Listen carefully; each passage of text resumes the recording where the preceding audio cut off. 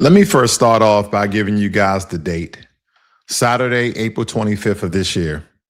3 days from when you hear this, this is the federal compliance deadline backed into Donald Trump's March 26th executive order, which we're going to get into a little bit deeper here. The one that every single company holding a federal contract is scrambling actually meet right now. There's a lot of companies, regardless if you know it or not. You may know people in government contracting, but there's a lot of people in government contracting. And if you blink, you'll miss what they're actually doing. They're not ending DEI, so to speak. They are quietly reaching into the federal contracting system, and that particular system that cuts the paychecks for millions of American jobs, Black, white, Latino, everybody. And they're reprogramming it. They're stripping the language. They are, stripping the outreach, so to speak. They're stripping the mentorship. They're stripping the hiring pipeline, strip the reporting. And they're calling it merit, right? This word about merit. How would you know about merit? Is it about scholarship? Is it about education? Is it about trade? Is it about certification? Is it all of the above? Because I think this is what we really need to dive into, which is the most important, because I think they use that term as if America wasn't always based on merit. And this is why a lot of people have opportunities in jobs right now because of merit. But nevertheless, we're definitely going to get into it.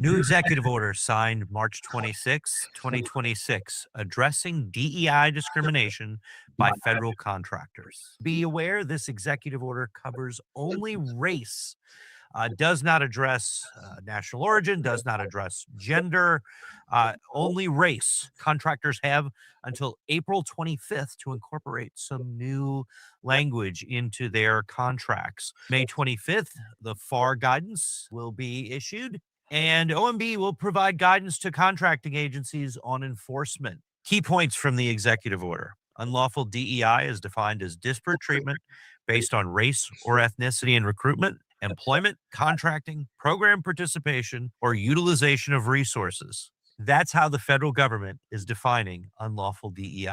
Program participation means training, mentoring, leadership, clubs, etc. Think affinity groups. Contracting agencies are being deputized to enforce compliance. Contracts will provide contracting agency with information and reports pursuant to the executive order. Responsibilities for prime contractors. Prime contractors are responsible for subcontractor actions. Report any contractor's conduct that may violate the clause and take appropriate remedial actions. There are consequences if you're not compliant with this clause. The contract may be canceled, terminated, or suspended in whole or part, and the contractor may be declared ineligible for further government contracts. There is the potential of False Claims Act violations. What should you, as employers and contractors, start thinking about right now in response to this new executive order? What contracts is this clause going to go into? Who will make sure your subcontractors are in compliance? How do you decide if your subcontractors are in compliance or not? Stay tuned. Outsolve will have solutions. All right. So hopefully there was no echo. I forgot to mute myself. But nevertheless, I want to talk about this executive order because it was signed last month on the 26th. And I want you to hear the language, because he was addressing DEI discrimination by federal contractors, that this is a sleight of hand. DEI is not the subject. Discrimination is the subject. They reframed equity programs as the crime. They took the word every Black worker has earned the right to use and they flipped it on us. Here's what this order actually does. Every federal agency, defense, HHS, energy, NASA, transportation, has 30 days to insert a new clause into every single contract.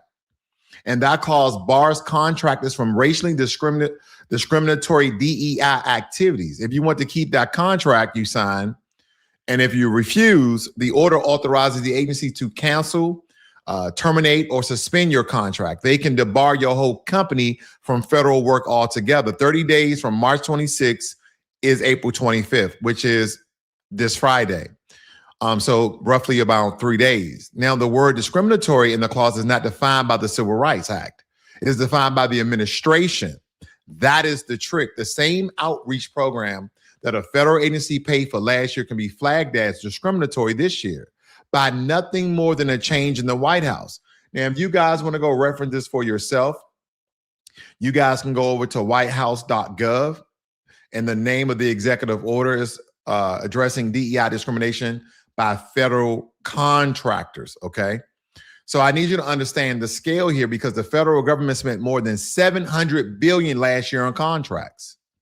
And we're talking about these very large defense contracting companies like Lockheed Martin, Boeing, Deloitte, General Dynamics, IBM, Accenture, plus tens of thousands of smaller firms, which are in some regards minority-owned businesses. They don't even tell you that they have allocated a percentage of government contracts just for Native Americans, by the way.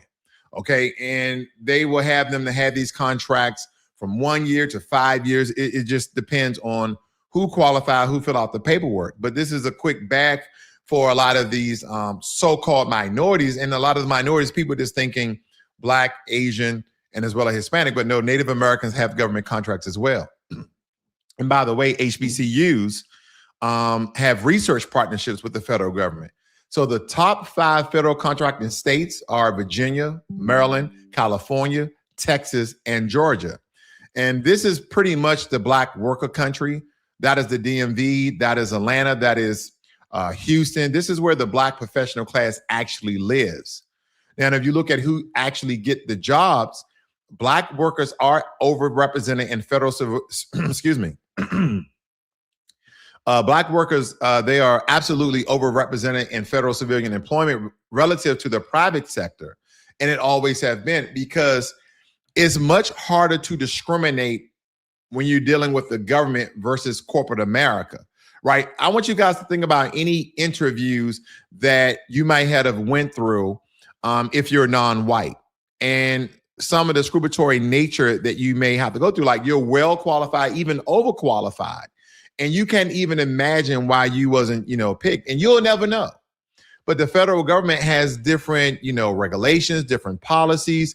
If you're well overqualified, they have to follow up. They have to do all these different things, essentially, to ensure that they're not being discriminatory against you. Corporate America doesn't have to do that. That is why there's a lot of Black people who are overrepresented in government. It doesn't mean that that's some sort of DEI initiative, because we have a lot of Black people with bachelor's and master's and PhD degrees who are well overqualified with experience, etc.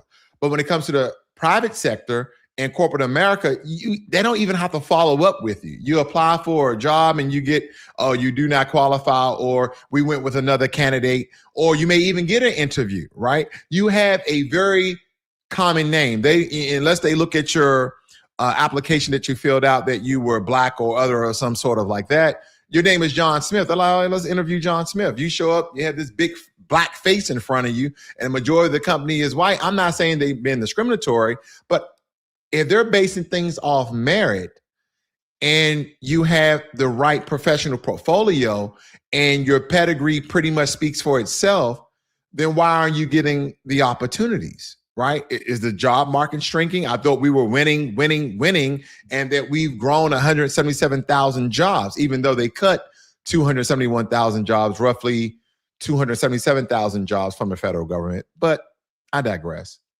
But here's why. That is because the federal track was one of the few places where a qualified Black person, keyword is qualified, because I know some people, they're DEI hires. What does DEI mean to a non-Black person? What does DEI mean to a non-white female? What does DEI mean to a Hispanic or Asian person? I don't know what that means. Some people in the comment section, some people in the chat may disclaim that DEI is Black people, affirmative action is Black people. And I know it's easy to be emotionally and charged about this, but if we get into the statistics, I know you have to really operate in your left side of your brain. You might have to combine the right side of your brain to get some things through. But nevertheless, do we believe that all people, if they fall under the guise or what people may deem as DEI, unqualified? Or was this a way that the federal government implemented where there would be an equal playing field, even though it wasn't? Because again, Department of Labor, DEI, white women, white men, Asians, Hispanics, then blacks. But nevertheless, majority of Americans, even some black people, believe that DEI initiatives as well as affirmative action initiatives actually help majority black people versus the other demographics, which is false. Okay. Again, I know information, statistics, verifiable sources is very hard to come by, even though it's all on the internet, but people really don't want to read it because they'd rather live in their emotions and be hateful. I get it. We've been here for a while. I totally understand. But nevertheless, the government has been one of the few places where a lot of black applicants who are very qualified and get and attain those jobs, but they couldn't be screened out by a frat brother recommendation. Okay, the good old boy network. Oh, me and him are frat brothers, men, her are sorority sisters. And I don't mean black fraternities, the so-called Divine Nine, but we're talking about white sororities and fraternities and Hispanic fraternities and sororities. If they exist, I really don't know, but I'm pretty sure. But nevertheless, or you have a friend, because think about a small organization. Let's say 100 people or less. Let's think about 100 people or less that, a white male, a white woman created a business. And a lot of businesses start off as very cultural, right? They hire people who more times than not went to their college, lived in their state, lived in their communities, or that look like them, that they believe they have similar interests in, right? One of the key things when I was, growing up where interviews were mostly face-to-face was to find some common ground, some commonality where I'm inside of your office and like, oh, he fish. Well, I know about fishing. I don't really fish, but let me talk about that. Oh, he golfs. Oh, he played basketball, football, or track, or swimming, or he's into creating extravagant Excel tables. Whatever it may be, I need to find common ground to build a relationship so I'm more attractive, even though I'm well qualified. Again, in these interviews, they want people who they can be relatable to. And believe me, that is more cultural than people think. So again, as we look at culture, again, when you have, let's say, 5 white applicants and 1 black applicant, more times than not, one of the white applicants will get it, not because they are not qualified, not because the black applicant is not qualified. A lot of times it's about culture. And then that culture could be discriminatory in some regards. Not all. But again, this is about structure. It's about accountability, because this was what posted. It applied, you tested, you interviewed, you get hired. The latter wasn't DEI. See, that was the Civil Rights Act of 1964 doing its job. What DEI did, love it or hate it, okay, as we've been stating it for a very long time, was to make sure that the federal contracting firms that orbit that system did the same thing. So when you pull the DEI language out of the federal contract, you're not removing a perk, you're removing the reporting requirement, you're removing the outreach requirement, you're removing the accountability that made a $2 billion Pentagon cloud contract didn't just get subcontracted out to the 3 white-owned shops in Tyson's Corner. That is what this is about. Because if I read you some numbers, if I can actually recall some of these numbers from the Department of Labor and Statistics, March of this year, there was a jobs report, and black unemployment was at 7.1%. White unemployment was at 3.6%, almost double. And here's the part that the White House will not say out loud, because the black unemployment rate rose 0.6 of a point over the last 6 months, while the white unemployment rate virtually laid flat. I think it was like 0.2%, if I can recall. This is not an economy coming back. This is an economy quietly that is redistributing pain onto our backs. Now, the stacked it against the Joint for Political and Economic Studies data, they track the direct effect of this administration trade war, workforce cuts, and contract roadblocks. They are finding that Black Americans are bearing the disproportionately blunt. The retail sector, disproportionately Black. The transportation sector, disproportionately Black. Federal civilian jobs, disproportionately Black. This is not a coincidence. This is the design, no less. And the DEI contractor order is the next brick. Because the minute that April 25th clause activates, every procurement office and every federal agency will be on defense. They will quietly drop the supply diversity language. They will quietly stop reporting minority subcontracting. They will quietly scrub the HBCU partnership programs. And this the other day where we're talking about HBCUs and how on the surface, President Trump invited all the black, presidents of all these HBCUs and like, we're giving $500 million to HBCUs. And all the while they were cutting from other institutions. And all the while they were still cutting from HBCUs by decreasing Title III by 14%. So again, it's kind of like this 3-card Monty where you see one hand, but you don't see what the other is doing. That's what they was doing. Because they were quietly scrubbing the HBCU partnership program, not out of racism, but out of fear of losing the contract. Fear is cheaper than lawyers, no less. And this is how you get purged without anybody ever saying the word. They keep using the word merit. I want to break it down because they've stolen it. Merit means that the best person for the job, doesn't it? Nobody on this channel has ever argued different, but merit only works when the door is open. You cannot ask a man to run a race, run a race on a racetrack, no less, and he isn't allowed on. He isn't allowed on the racetrack to actually run the race, so how could he ever win? Then tell him the winner was picked on merit. This is not hypothetical, by the way. The General Service Administration, GSA, the Office of the Personnel Management, and the Office of the Federal Contracting Compliance Programs, which is the body that was literally built to enforce equal opportunity in federal contracting, have all been gutted or restructured since January. This was like a domino effect, no less. They're like, if we take over the oversight, if we eradicate the oversight, if we dismantle the oversight, then when we strip and we implement other executive orders, nobody's going to know what hit them. But we've targeted certain communities that we know will affect the most. See, they keep talking about merit.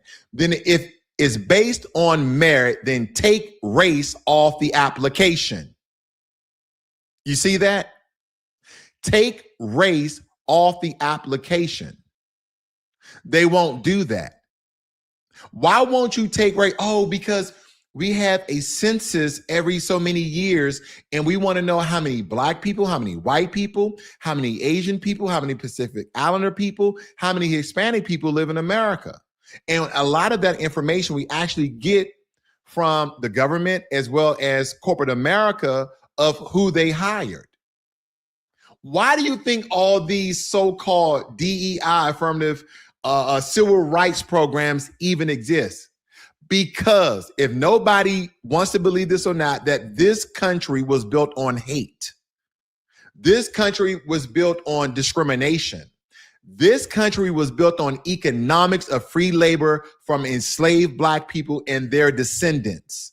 And regardless if you like it or not, that is the honest to God truth. Why do you believe that America is the most powerful, somewhat still the richest, country in the world? Why we have so much control? Because we had hundreds of years of people working for free, where we didn't have to pay medical bills, where we didn't have to pay to feed them and their family. And matter of fact, we enslaved their whole family. So we had generation upon generation of free labor. So we got to jump. We're one of the youngest countries, but we're the most powerful and let alone in some regards debatable, the most richest. Even though the Kuwaiti dinari, for every one Kuwaiti dinari dollar is 3 times the amount of the American dollar, but we won't bring that up. See, the OFCCP is running on a skeleton crew, and their audit power has been quietly narrowed. The enforcement arm that would catch a federal contractor screening out Black applicants, it is barely breathing. Now, you can't tell me that all these racist people out here, right? Even some Blacks, they racist to other Black people, not racist to anyone else. You can't tell me you don't know no intelligent Black person. That every time somebody says something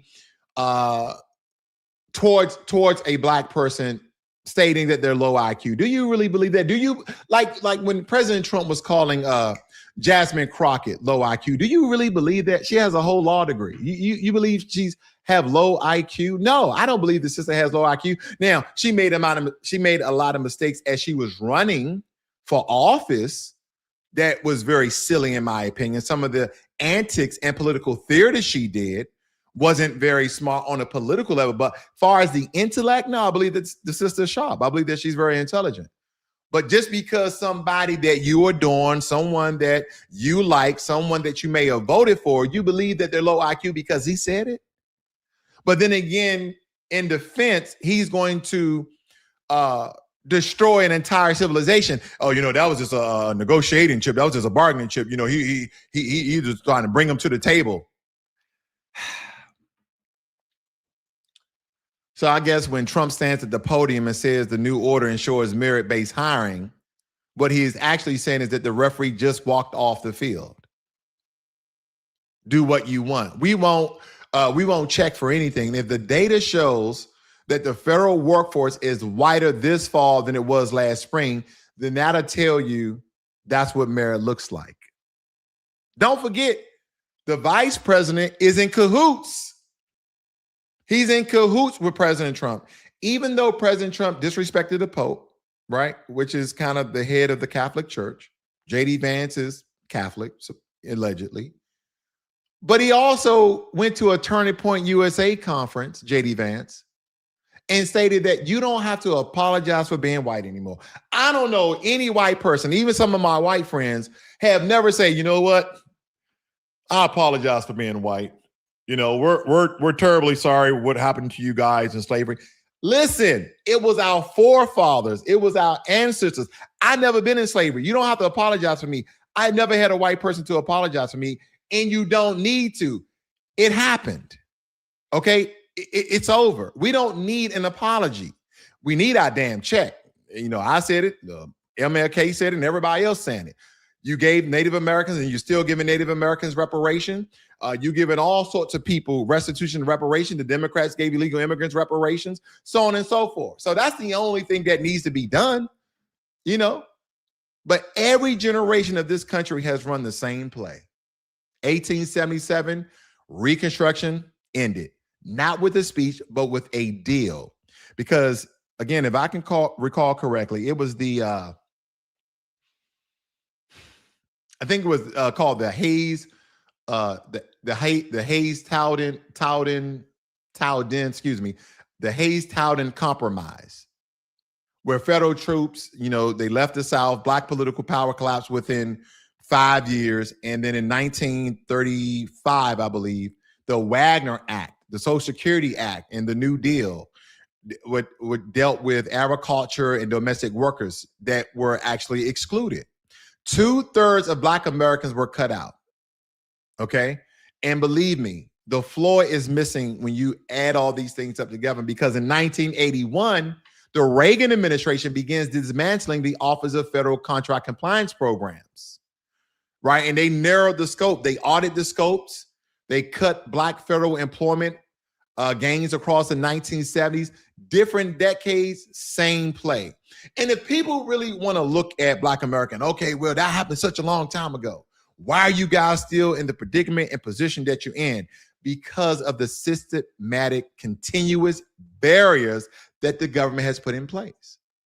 See, if you go back to Tulsa, Oklahoma, right, which was one of the many Black Wall Streets, it was the first time that anyone, anywhere in America has ever bombed from the sky. They literally got up in crop dusters, and they were raining down Molotov cocktails and all other sort of explosive devices on the Black community. And the excuse, which has always been the excuse, whether it be a Black man whistled at a white woman, a Black man looked at a white woman too long, a Black man touched a white woman. It was always something to excite and eradicate white men in order to go out and to do death, murder, and destruction of the Black community. So when you look at all that wealth, we will build up, they will destroy because of a particular reason. And if not, They would use laws, right, stating that it's the improvement of the infrastructure and the improvement of our economy if we build a lake where these Black people live and we put a highway through this Black town. And they knew historically and statistically by running highways through certain communities that would bring more traffic, that would bring more crime. It would bring all sorts of things that would just, again, dismantle the Black community. But what people would say is, well, why you guys can't pull yourself up by your bootstraps? Because every single damn time we do, you guys find a way to take the boots. And I don't mean, and this is not against, white people or anything, but this is how the government and certain government politicians operate. Because when you look at the different decades, it's always been the same play. And right here in 2026, a single sentence clause inserted into every federal contract 3 days from now, okay, into the accountability structure that made the Black middle class possible. Same play, purity suit. So again, maybe, as I was saying to you guys for quite some time, the Democrats and Republicans, this is a uniparty system. This is a one-party system, I believe. Because think about it. If Black Americans were moving up the economic class, slowly but surely, right, but still with a very large wage gap, but we was in that lower middle class, middle class, and then you have a mass drove of illegal immigrants by a strategy by the Democrats, I believe, to replace the Black vote so we no longer have a voice. But they were the lower tier of the economy, right? Because you always need a lower tier of economy to do the jobs that nobody wants to do. It used to be Black people. Instead, we started to go to school. We started to get more intelligent. We started to fight for more rights. So they started to allow us, and I mean allow, okay? Because they're like, we need to shut these Black people up. So give them a couple of jobs. They can shut up. So we start getting more education or attainment and building a better pedigree. And so we started to move up the economic ladder, very incremental, so to speak. So we needed a working class that's going to pull the weeds, who are going to paint the houses and do all these other things that people who don't want to be outside actually doing. The Democrats were trying to replace the Black vote. And the Republicans are like, you know what? No. We're not going to replace the Black vote. We're not going to do what these Democrats are doing because we have all these people illegally inside our country, which is unlawful, unconstitutional, etc. But what we're going to do mass deportation and at the same time create legislation, laws, and executive orders to put Black people back in their place. You guys should be cleaning the streets. You guys should be picking the fruit. You guys should be doing all that. You have a job, may not be what you want to do. Like, hey, I have a master's degree in engineering where you need to go engineer some of them trees and pick the fruit. That's what you need to do. Okay. So again, that's just one of the ways that I think about it. Doesn't make it true. But again, the devil, the devil is in the details, because if you work for a federal contractor, right, and they have this so-called diversity language right now, right, inside of their guidelines or laws, how they go about hiring people. Because if we don't look at these things by Friday, the internal webpage that you guys probably reading about your company may already be rewritten, and they will want receipts. The lawsuits are already being drafted. The Lawyers Committee, okay, for Civil Rights, the NAACP Legal Defense Fund, the Congressional Black Do Nothing, Caucus, they don't really do nothing though. Supposedly, as I'm reading and trying to research and calling a couple of people, they're moving to support them. So again, calling out federal representatives, and when they tell you they need to see the final rule, tell them the final rule lands this Friday. But I wonder if that's going to make a change in the Trump administration. Because again, the Trump administration controls all three branches of the government. I'm just trying to think about solutions, but at the same time, are they solution in this administration? Because I would say, build pipelines that they are dismantling, like the HBCU partnerships, the Black-owned firms, the apprenticeship programs, Because if the federal door is narrowing, then the private door cannot be the only door. And I believe this is where Black ownership lies. But again, we also have banks that really won't loan to Black folk who, again, have outstanding credit, who have assets, just as well they would someone else. I just want you guys to think about that because I gave it some thought. I really want you guys to remember this date, and we may even revisit this video in some regards, of April 25th. Because some people are going to say, because they're low IQ, that this is about DEI. This is about whether the ladder stays up.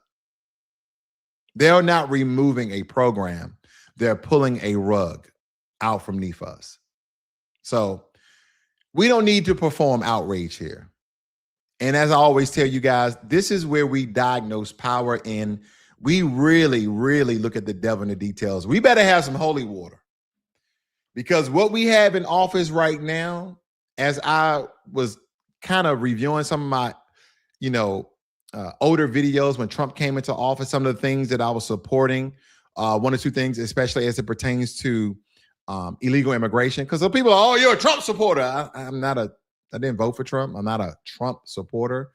But there are a couple of policies that I did see the benefit of Black America, because when you look at how the Democrats created all these sanctuary states and all these sanctuary cities, and then as illegal immigrants were being poured over the border, and the Biden administration did nothing to slow or stop it. And then you had the Republicans, mostly Ron DeSantis out of Florida, that governor, Greg Abbott out of Texas. They said, well, if you're not going to close the border, if you're not going to fund the border wall being built, then we're going to bus, we're going to fly, we're going to drive all of these illegal immigrants to your state. And I was like, I get it. Not that I agree, but I understand it, because you're killing two birds in one stone. And they were literally dropping a lot of these people off, with the exception of Martha's Vineyard, by the way. That was funny. They were dropping most of these people off in the Black community. And if they didn't drop them off in the Black community, people like Mayor Brandon Johnson out of Chicago dropped them off in the Black community and evicted Black people from these community centers, was paying churches. Okay. They even had people inside of police departments instead of deporting them. Now, I want you guys to think about this, and I want you to think about this on a global level. What country, okay, and I'm asking because I don't know. This is not a gotcha. I'm asking because I don't know. What country has designated some of their states, has designated some of their province to be sanctuary for people who are illegally in the country? Now, are there legitimate asylum seekers? Are there legitimate refugees? I'm pretty sure they are. But given the statistics, majority of the people that come inside of America illegally are economic opportunists. Oh, let me be politically correct. Economic asylum seekers. Okay, they're looking for jobs and opportunities. They're looking for the bad. They're looking for free, and free, because we have all these social programs in America. When I used to smoke cigars, I used to go to this cigar shop that was kind of like geared around for veterans, and majority of the people who would go there, they were white, and we had a couple of Black veterans. But I used to always get into these conversations about people. And they're like, America is a capitalist society. And then I'm like, how so? America is a hybrid of a socialist and capitalist society.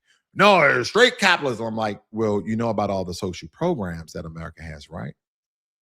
And that a lot of people, not Black, not Hispanic, not Asian, white people as well, benefit from, right? This country is not built on merit, ladies and gentlemen. This country was built on hundreds of years of free labor, hundreds of years of the infrastructure being built by Black people. They would tell you that the Chinese came over here and built all the railroads, which is a big fat lie. 80 to 90 years before the Chinese came over here in droves to assist Black people to build the railroad. There was railroads already built by Black people on the Eastern Seaboard, but they would never tell you that. They would tell you that the Irish and the Italians came over and built all the buildings. But then when you actually read, you actually do the research, you will see that majority of the infrastructure, the roads being dug, the roads being paved and sidewalks being built and buildings being built were initially built by Black people. Now the upgrades and the redesigns, yeah, Irish, Italians, other people came over. Asians, mostly Chinese, came over and assisted with building the railroad throughout the United States of America. And here's funny, and I just want to bring this up. We just came back from China a couple of weeks ago. And the year before that, we went to Japan. And I'm looking at these Asian countries like, we had our railroad before you guys. And these countries have surpassed America by 10 years. I'm looking at high-speed rail. These trains are going 200 miles per hour. And it feels like you're sitting still majority of the time. You may get a really small rock, but they're super fast and they're super smooth. We don't have no bullet trains in America. We don't have high-speed rail in America. There's these, conclaves in America that are trying to have faster rail, but they can't say high-speed rail because of political bureaucracy and greed, because they can't decide on who's going to get the money. Well, if it goes through my city, we want some of those tax dollars that you tax them. If it goes through this part of the state, then we need to tax it. They care nothing about the evolution and the advancement of America. Because if we did, we would have had bullet trains before any Asian country. America is the one country that needs high-speed rail. Have you guys ever drove through America? Because, in the military, we got to go to this base, we got to go to that base. So you drive through America. And when you really start hitting you start getting away from the, East Coast and the West Coast, and you start entering the Midwest, you start to notice America's mostly farmland that Bill Gates owned, but America's mostly farmland. And you're just driving on days on end. Who of you guys would actually benefit from high-speed rail? Now, granted, some people back in the day, because we grew up in a different generation, we believed that the American dream was driving the countryside, looking at all the beautiful farms. Ask anybody that knows me, I don't like driving over 4 hours. I would rather just take a train. I have a buddy in Houston. And when I go see him, I catch a bus. I catch one of these luxury buses. You pay like $100, $200 because I don't want to drive 4 hours. It's kind of 4 hours and a half. What if we high speed rail? I would get to Houston in probably 2 hours.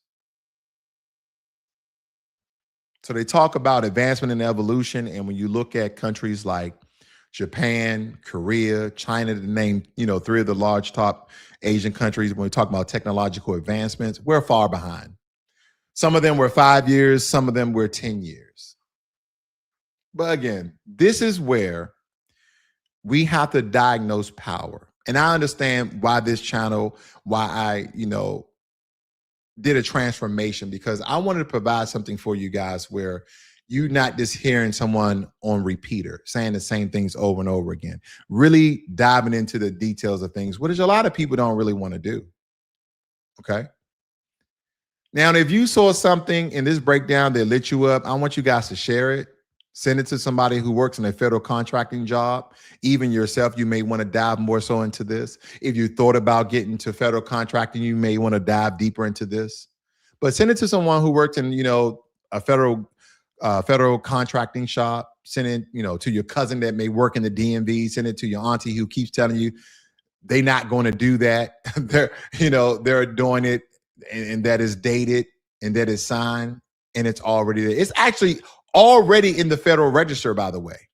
Okay. And we absolutely need to lock in what's going on, right? Subscribe to the channel, give this video a thumbs up, because don't forget, if I can remember correctly, President Trump has outsurpassed any other president in the signing of executive orders.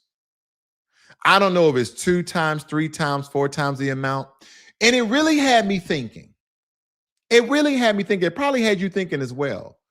When Obama was in office, when Clinton was in office, when Jimmy Carter was in office, when both Bushes was in office, when Reagan was in the office, why didn't they just sign an executive order? I know some of you are going to say, well, a lot of the executive orders that he signed is actually unconstitutional and or illegal. And if that is the kite that you want to fly on, then for some reason, no one is telling the Constitution, no one is telling the Supreme Court that the things that Donald Trump are doing is illegal, because just like any other business deal or negotiation President Trump has ever been in, he probably found a loophole because he's been impeached, still in office. He's been charged 34 counts, 33 counts, who knows? He's a convicted felon, never went to jail. Damn. Did I grow up in the wrong family? How can you be a convicted felon of 34 counts? Regardless if you agree with the counts or not, okay? We're just giving you the tell of the tape. Regardless if you agree with it or not, but how can you be convicted and never go to jail? Then in turn, sue all these major corporations, ABC, NBC, CNN, whoever he's suing, and just becoming more rich than he's ever been rich before. They actually prove that he lied about property and its worth. They're like, well, we had 10,000 appraisers, and they said you appraise your property over, $50 million. It's supposed to be 10 million. You're saying it's 60 million. Again, allegedly. But again, people would think that I'm just hating, and I'm not. I'm just trying to reveal the truth. And sometimes we know the truth hurts. Let's see here. We got B. Cal, B12 as well. We got Volvo in the room. Thanks for joining me here this morning. Politicians are not heroes. Finally caught alive. Well, thank you. I do appreciate the donation. That will go to supporting the website. I know I didn't promote it this time, but as I'm leading them out, why not? And again, I want you guys to take a look at this website. Visit this website when you can, because I really want to make this website better than what it is, okay? I want to make this website better than what it is, if it can be. I think I may create a veterans portion, a veterans tab for veterans to get help, since I am a veteran myself, or I may throw something in the federal help and resources of all 50 states, okay? So again, this is a great resource, whether it be for, national resources, learning the Constitution. That's not going to just totally bore you out. You see this? Everything is just one sentence. I wanted to dumb this down, summarize this for people, because if you go and read the Constitution, you might as well get you a cup of coffee, a good strong cup of green tea with some caffeine inside of it.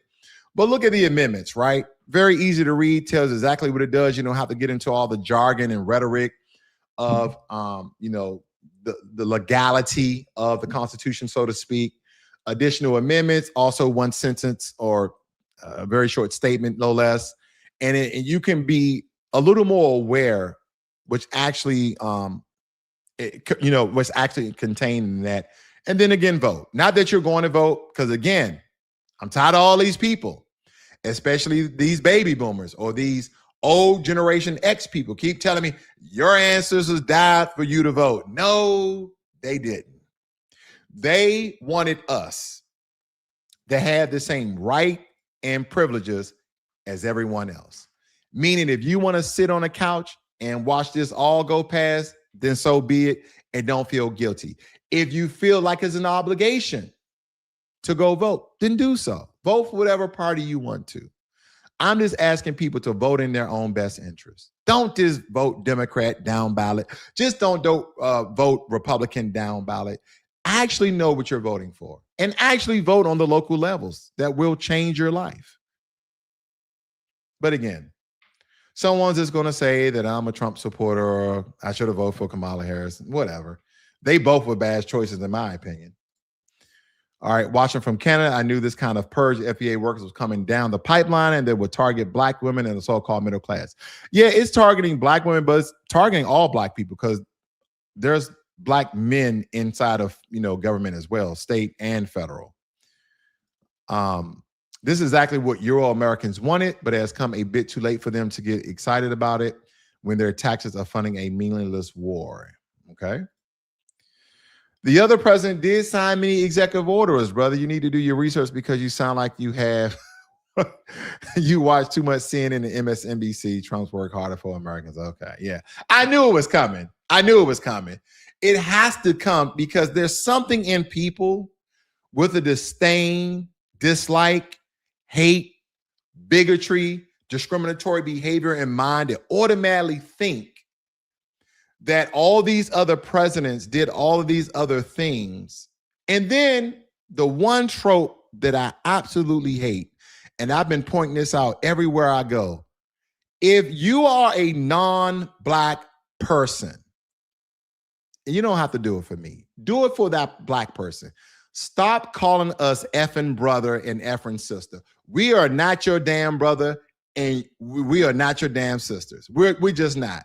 Because here's the thing. The only white people I really hear say brother is usually in a biker game or some sort of club or veterans of foreign wars. They're like, hey, brother, and they're talking to another white person. And if a Black person comes, hey, brother, it makes sense. But this a random Black person you don't know, you call them brother, but you don't call that random white person brother, do you? Because that is a racial trope to designate a person based upon the color of their skin. It's stupid. That is like a Black person said, hey, honky, right? Which is discriminatory and is demonstrous, but they don't believe it. It's a word of endearment. But don't use endearment terms. Ask me my damn name. You see that? Because I ain't gonna bring my wife into this. Let's just say I heard a woman while they was on a call and some white women came in and they said, hey, sister. And she's like, hey, sister, my name is such and such. But nevertheless, this is what we go through in this country. I digress, but I get it. Oh, you're FBA. Okay, cool. Well, what you stated, you probably need to do your research because while you're there in your little Google machine, and I'm not mad, I'm just passionate. Tell me what other president, since you've been alive, have signed as many executive orders as President Trump. I digress. Because I could be wrong, right? Because I didn't do no research. And it's patronizing, absolutely patronizing. But again, the person that stated that they are FBA, how do I know? This is a talking head. Let's see. You know what? I'll do it. I got time today. I got time. What president has signed the most executive orders? Let's see.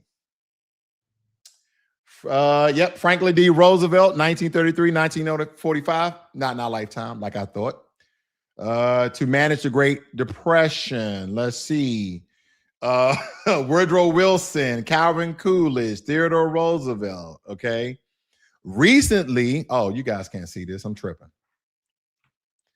Recently, while recent presidents generally issue far fewer orders, Donald Trump has issued a high volume of orders during his second term starting this year. Context, FDR's high count was fueled by the need to implement New Deal programs and manage wartime operations.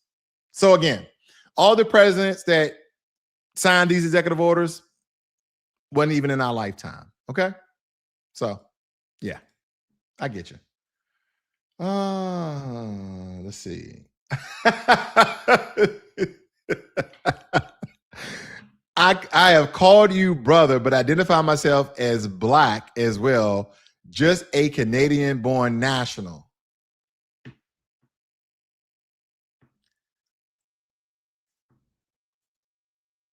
Oh, okay. I'm definitely going to, once this video renders in YouTube, I'm going to cut this part out. But I just want to ask, didn't you just say that you was FBA? The Martin Health Guide. Okay, maybe I'm getting mixed up. Okay. You know what? This is what I'm going to do. I'm going to put a link in the chat in case this person wants to come up and have this discussion. So I'm gonna put this in the chat so we don't have to keep texting back and forth. So that's the invite link for, let's see, what's this person's name? Martin Health Guide. Yeah, go and click that link. You don't have to be on video. Let's have this discussion if you got time. I know I got time, or you probably at work. I don't know. But let's go. If you're at work, go ahead and click the link. Let's get you fired. I mean, let's get you hired. My bad. But yeah, let's see. I can't come up. I don't have a camera. You don't need a camera. You don't need a camera at all. But I don't think you're the person that I'm referring to. I'm referring to, let's see here, the Modern Health Guide right here. The person that I stated that I look at too much CNN and MSNBC. And the funny thing about that is that this person brought this up. I can actually tell you every morning and throughout the day, I listen to three to four news channels. 1, Fox Headline News. 2, CNN. 3, MS Now, because it's no longer MSNBC. But if you turned on my car right now, I listen to majority Fox Headline News than anything else. You know why?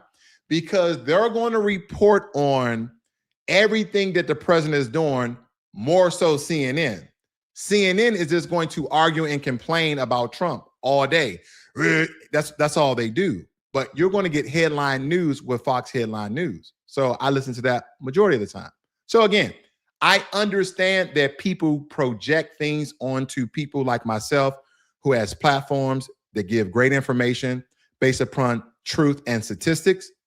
I get it. You're going to be demonized. You're going to be hated. You're going to be talked about. And people are going to project these things on you, not even knowing you, not seeing the work that you have done. Have they ever just went down Blacklogic and saw the videos I did and the research? No, because it's easier to gaslight someone and to troll someone online because, like he said, I don't have a camera. Keep on hiding behind your cell phone. AI coming for you.